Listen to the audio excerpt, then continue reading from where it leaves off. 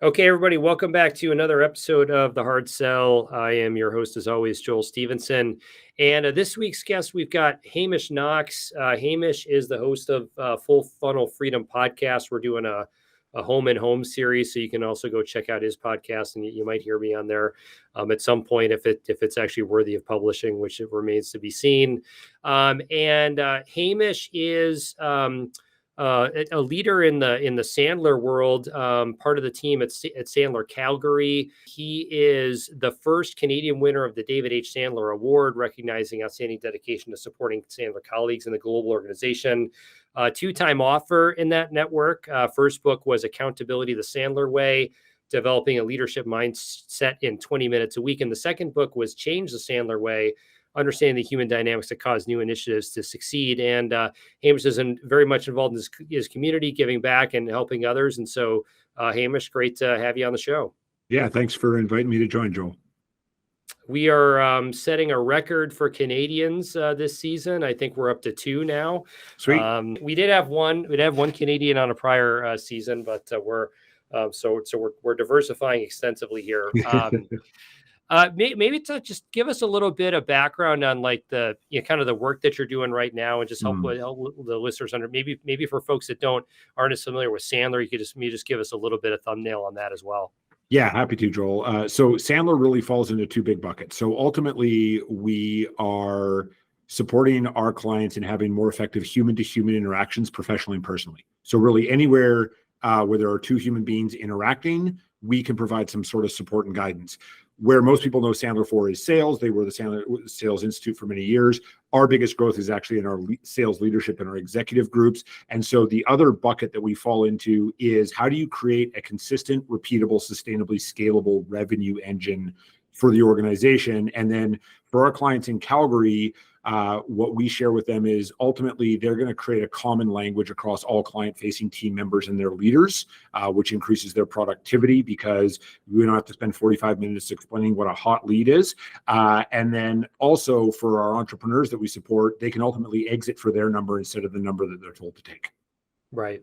So maybe tell us a little bit more. So, I think probably folks that are listening, many of them are familiar with various forms of sales training and methodology. And like, if you're, maybe we have a number of entrepreneurs that listen to the show. And if you're maybe at the point where you have a nascent team or you have a team that's growing and you're trying to figure out like, well, when is the right time to invest in either sales training and or a full-fledged sort of sales methodology? Like, what are some signs that people should look for that says like, that an investment in something like this is likely to pay dividends in your results? Yeah, great question. So in terms of methodology, I would say anytime someone's starting to think about, should I put a CRM in place?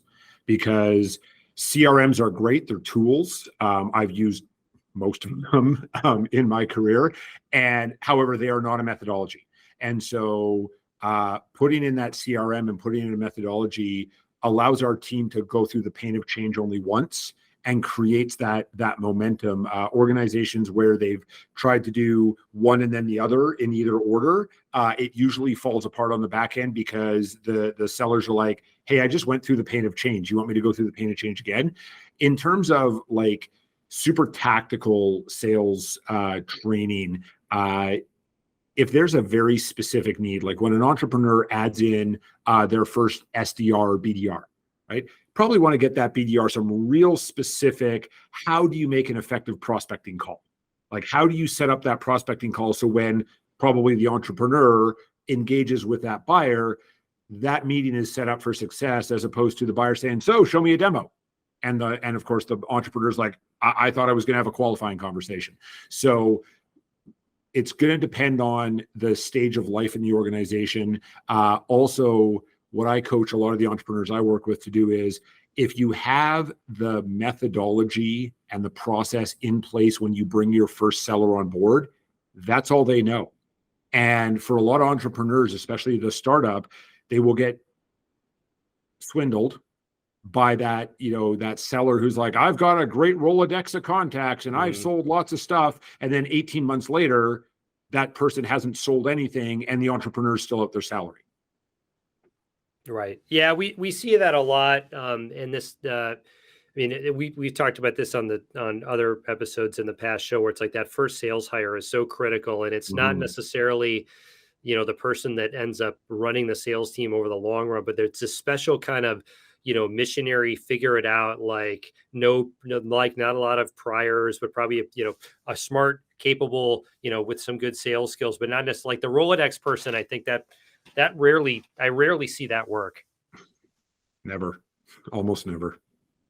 Yeah, maybe in there's maybe in financial service or wealth management or something, like you're coming with a Yeah. book of business or something. But I think for a lot of the industries, certainly a lot of the Yesware customers, like that would be a rarity.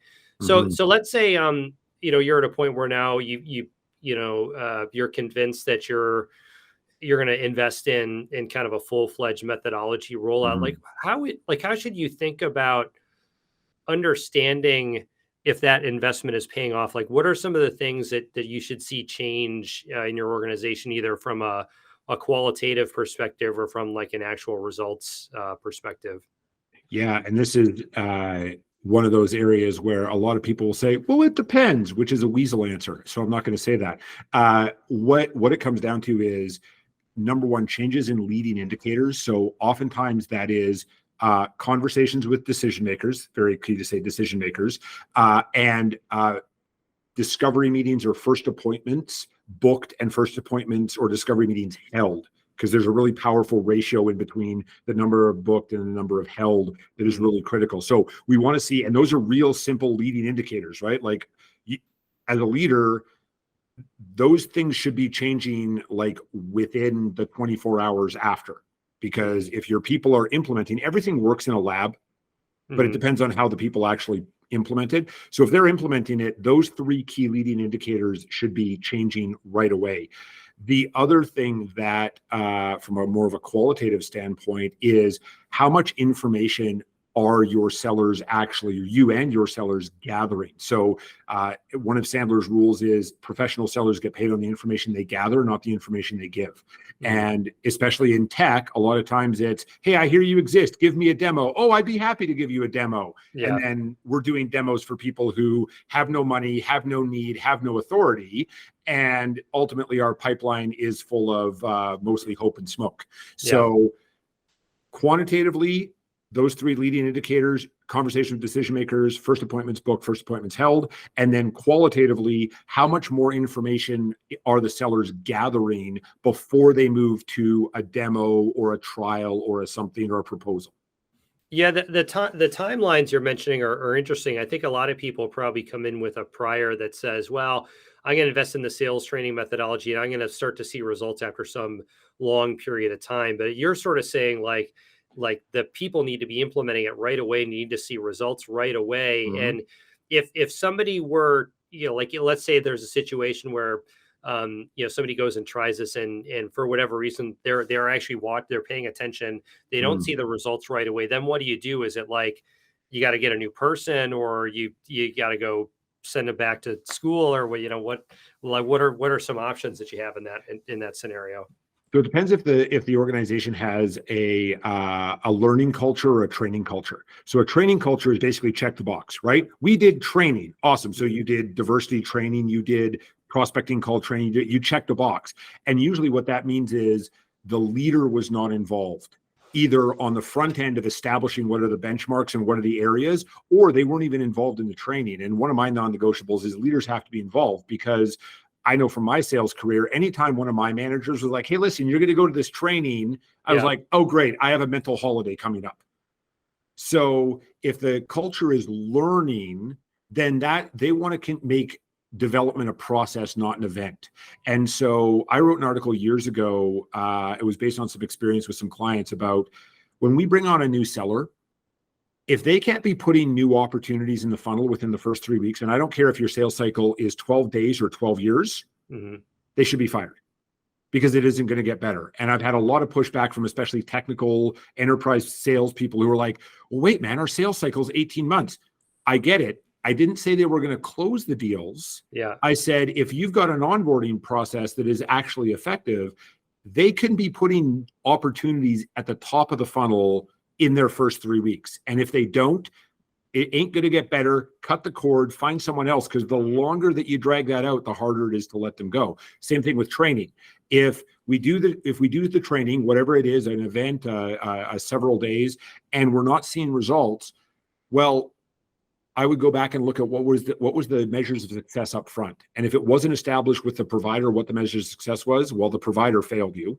And then also I would say, what is that ongoing reinforcement? Harvard did a study several years ago, and it demonstrated that 90% of what's learned in a one-day boot camp is forgotten in 30 days. Because we're all creatures of our comfort zone. So I might go in and be like, oh, Joel, yeah, brilliant. Love that stuff. Never going to implement it, but Joel, great training, man. And then I go back and tell my boss that Joel's training was amazing, and I don't change. Right. And so it sounds like, the frontline manager might have a big role in this too, whether it's, reinforcing that or coaching or making the personnel changes, what do you see that as one of the keys in getting this to actually go inside of organizations? 110%, because a lot of times those frontline managers got no training on how to be a manager. It was, hey, Joel, you're the best salesperson. Now go make a bunch of little U's. And now you're the sales manager. And Joel's like, I didn't want to be the sales manager. I like being in sales. And most people are not taught how to coach. And so what ends up happening is they start telling instead of coaching. So I go knock, knock, knock. Hey, boss, I've got this problem with Joel, who's my prospect. And my boss goes, well, when I was in your role, I would say this and this and this. And I go, thanks, boss. And all my boss has done is create learned helplessness. And when whatever he said to do doesn't work on my prospect, I blame him instead of blame me.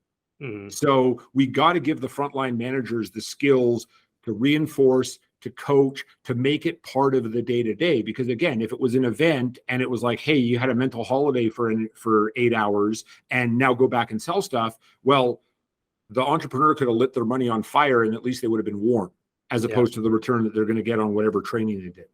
Yeah, right. Exactly. Yeah. It's an interesting way to think about it. I think probably in these, if you're investing in, a significant amount of sales training and methodology rollout, these are not small investments typically. No. So I think it's surprising that maybe people don't maybe measure that ROI as tightly as they could. And I think particularly like some of the timelines that you're talking about, maybe that might cause some people to think a little bit differently about the results that they should expect and how quickly they should expect them.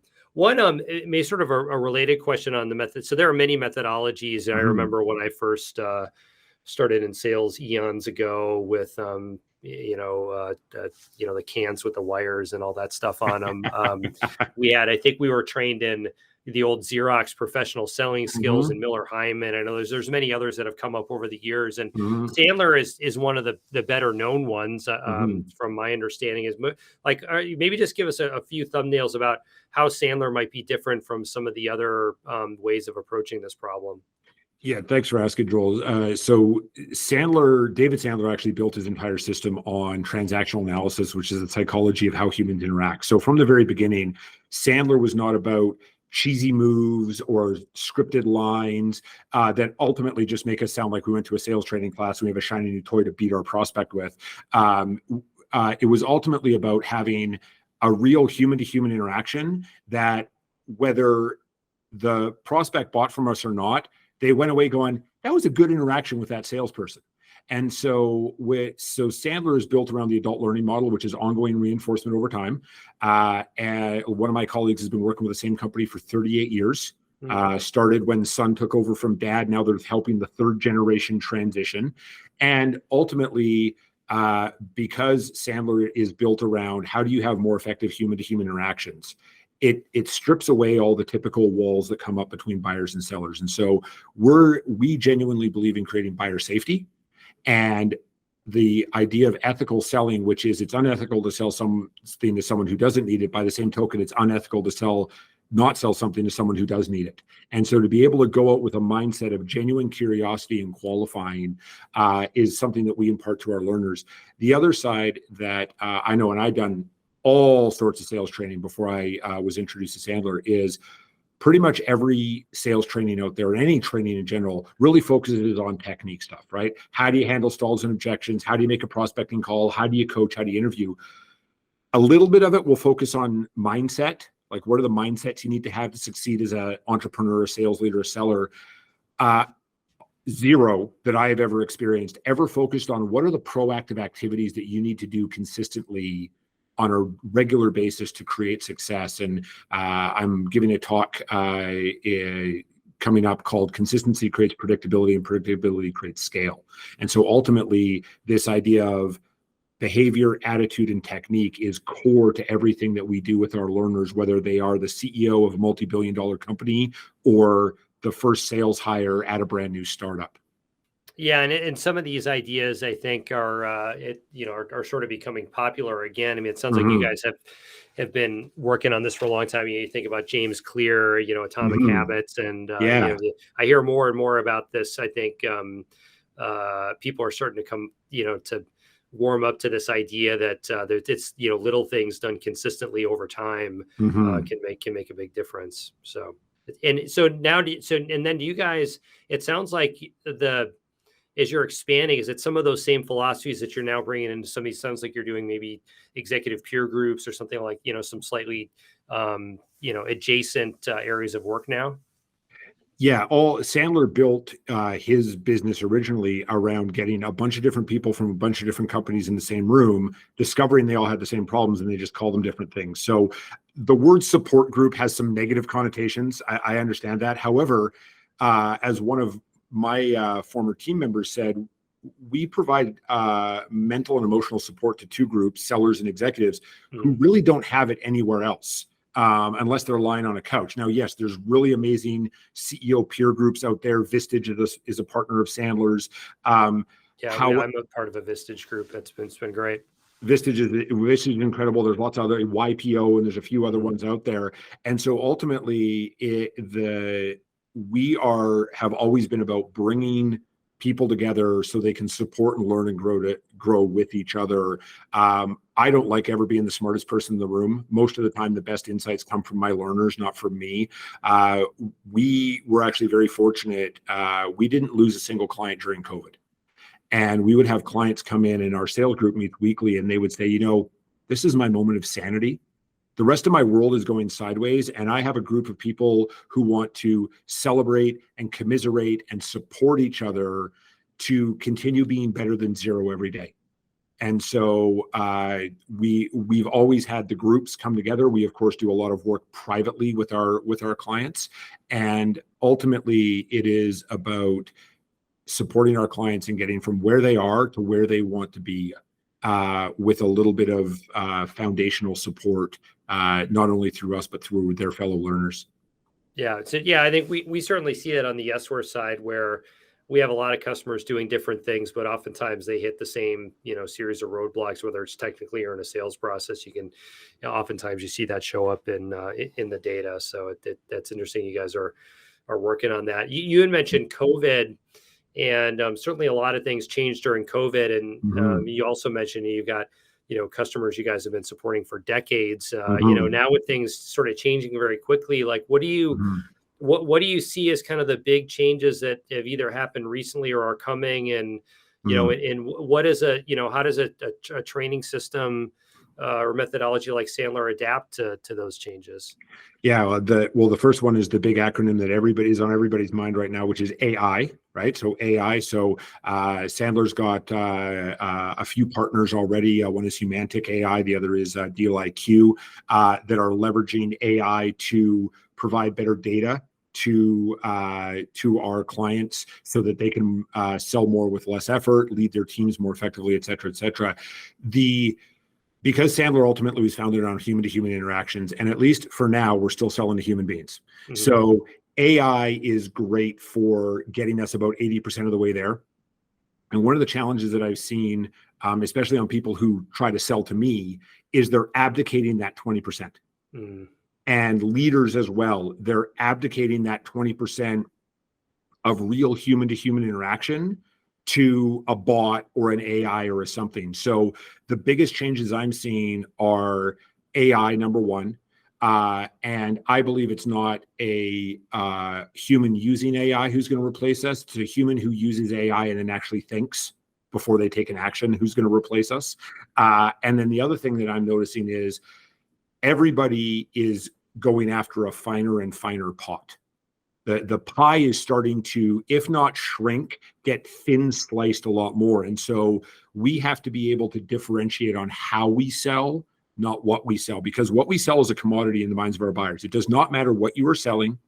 It is a commodity in the minds of our buyers. And the only way to differentiate a commodity, other than price, which none of us want to do, is to differentiate on how we sell. So our clients are going out and standing out based on how they're engaging with their buyers, as opposed to showing up and just trying to ram a buyer into a sale that they might not even want to get into. Right. Yeah. I mean, you could sort of think about a couple of different examples there. In one way, you could use some of these large language models to just, spam with reckless abandon. On the other hand, you could use, tools like the ones you mentioned to allow your frontline managers to do much more effective coaching in a shorter amount of time, pre-filter a bunch of stuff. So there are many ways to use this tech, and it's sort of up to you whether you're going to use it for, I don't know, good or evil. Might sound a little bit too dramatic, but it's, you can use a hammer to put a nail in, or you can use it to bash your head in. Absolutely. It's an interesting environment, and I think we've probably seen more. It seems to me that we've seen probably more change in the last 5 years on the sales side, especially with COVID, than we had in maybe the previous 20 or 30. But it does strike me that especially for anybody that's selling something with any level of complexity, that it's still about matching your company's products and services with that buyer's needs. And that's still a conversation that the people, I think, that are, as you mentioned earlier, that are the most curious, that ask the best questions, that really understand how to use a process like this to match up a couple of companies' needs and abilities. Is that's I don't see that going anywhere. No, not for a while, hopefully. Yeah, well, let's, from your lips to God's ears, we'll say. And I think that probably is going to bring us to an end here. I'm sure we could talk about this stuff infinitely, but if folks want to learn more and more about what you're doing, or want to be in touch, what are some good ways to do that? Thanks for asking, Joel. So I got a lot of content out there. So Full Funnel Freedom is my podcast. Comes out every Monday. So fullfunnelfreedom.com will get you the archive of all the episodes. We celebrated our second anniversary back on October the 2nd of 2023. I publish an article about once a week on my LinkedIn profile. I've got over 350 articles out already. And then if anyone heard something that they want to explore that resonated, hamish.sandler.com/how-to-Sandler will give you an overview of some of the challenges that we've supported our clients in solving, and you can book a free 15-minute visit with me. The whole purpose of that is to figure out if we ever want to talk again. So keep your credit cards in your wallet when you book that call. All right, good to know. We'll be sure to add that stuff into the show notes. And Hamish, thanks for being a guest on the show, and we'll talk soon. Thanks for inviting me, Joel. Take care.